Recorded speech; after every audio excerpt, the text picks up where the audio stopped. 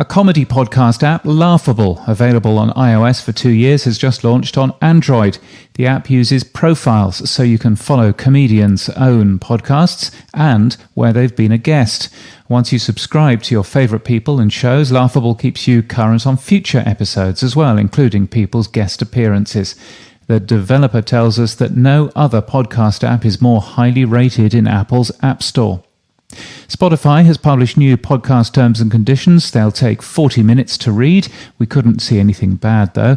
Meanwhile, the Financial Times reports on Spotify's recent purchase of podcast production company Parcast.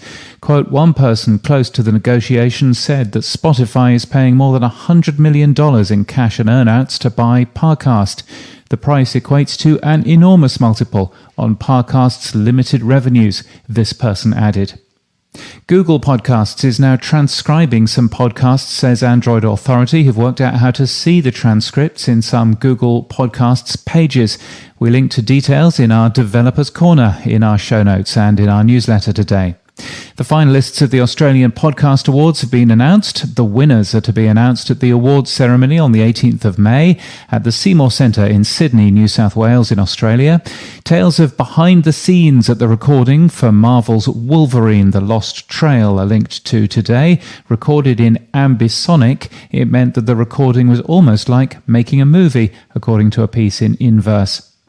An event for you in Calgary in Alberta in Canada. Pod Summit is taking place on June the 22nd. We mention a whole set of new podcasts in our newsletter and our show notes today, including Start Here, which is celebrating its first anniversary. Congratulations, ABC News. And YouTuber Savannah Brown is the guest on a new episode of 17 Questions.